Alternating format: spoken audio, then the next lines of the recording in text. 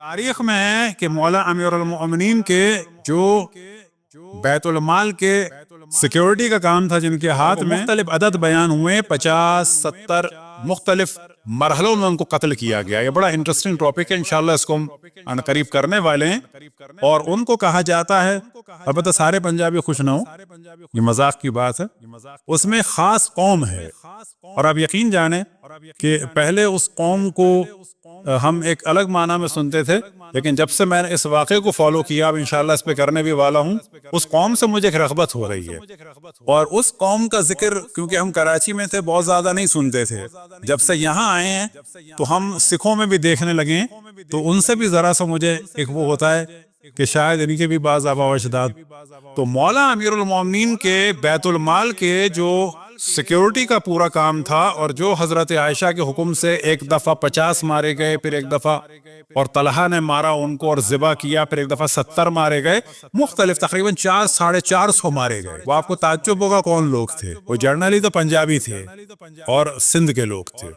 کیونکہ اس زمانے میں جب سندھی کہا جاتا ہے تو سندھ یہ پورا سندھ اور ملتان تک اور جنوبی پنجاب تک سندھی بھی کہا گیا ان کو۔ اور اب آپ کہیں گے وہ پنجابی کہاں سے آ گئے؟ وہ اس وجہ سے آ گئے کہ بعد میں جو ان کا ایک نام بیان ہوا ہے وہ بیان ہوا ہے زت، اور زت کہا جاتا ہے جاٹوں کو۔ تو جاٹوں کے بارے میں بیان ہوا ہے کہ مضبوط جسم کے، سانولے رنگوں کے، چوڑے سینے اور مضبوط جسم کے لوگ تھے، اور یہ جو تھے یہ سندھ کے اوپر کے علاقے کے تھے، جاٹ۔ جاٹ کو پھر عربی میں کہا جاتا ہے زت۔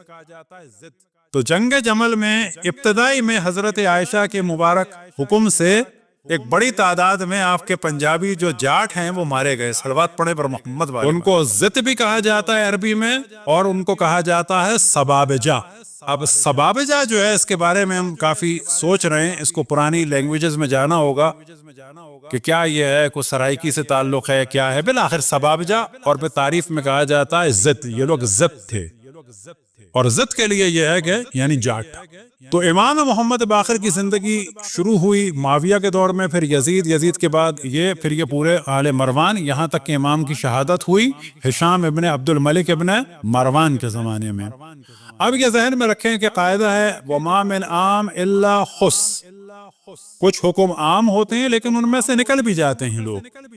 مثال کے طور پر وَالْعَصْرِ إِنَّ بسم اللہ الرحمن الرحیم وَالْعَصْرِ إِنَّ الْإِنسَانَ لَفِي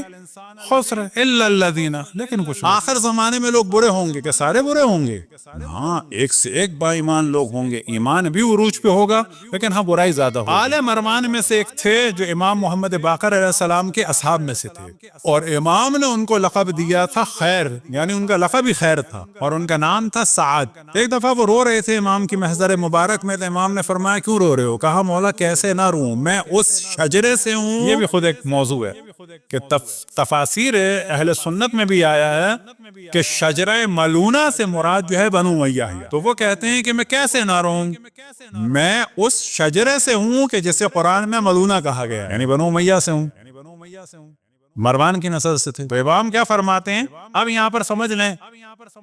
کہ کوئی بھی کسی بھی خاندان کا ہو، دیکھیں سادات کا احترام ہے نسبت اشرف الانبیاء کی ذریعے سے، لیکن میں کھل کے کہتا ہوں، یہ بات یاد رکھی، کوئی ہندو سے، عیسائی سے، یہودی سے، سکھوں سے، کہیں سے بھی آیا ہو، اور وہ مجھ سے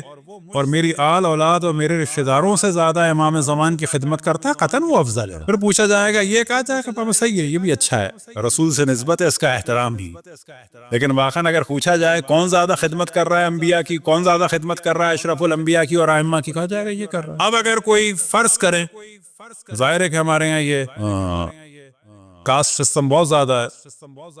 کوئی نائی ہے، قصائی ہے، ووچی ہے، میراثی ہے،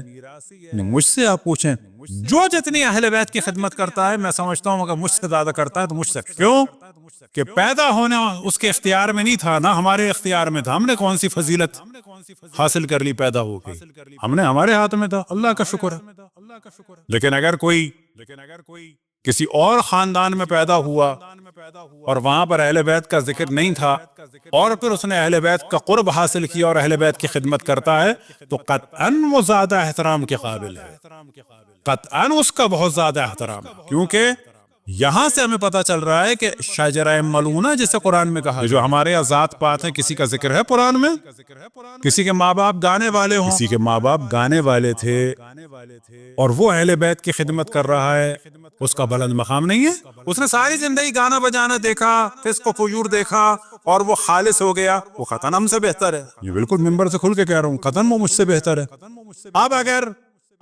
امام کی محضر مبارک میں وہ زیادہ خدمت کرے اور وہ شہید ہو جائے اور میں بھاگ جاؤں، کون بہتر ہے، سید یا وہ؟ تو سید کا جو ایک نسبت کی وجہ سے احترام ہے وہ اپنی جگہ۔ اب اگر کوئی غیر سید کہتا تو آپ لوگ سمجھتے تعصب کی بات کر رہا ہے، یہ میں خود کہہ رہا ہوں۔ لیکن ہم میں سے اگر کوئی اہل بیت کی خدمت کر رہا ہے تو پھر اس کے قوم قبیلے کو نہ دیکھیں، یہ دیکھیں کہ وہ کتنی خدمت کر رہا ہے، اور اگر وہ آپ سے ہم سے زیادہ کر رہا ہے تو خصوصاً سادات کو زیادہ شرم آنی چاہیے کہ ہماری رگوں میں جناب سیدہ کا، مولا امیر المومنین کا خون ہو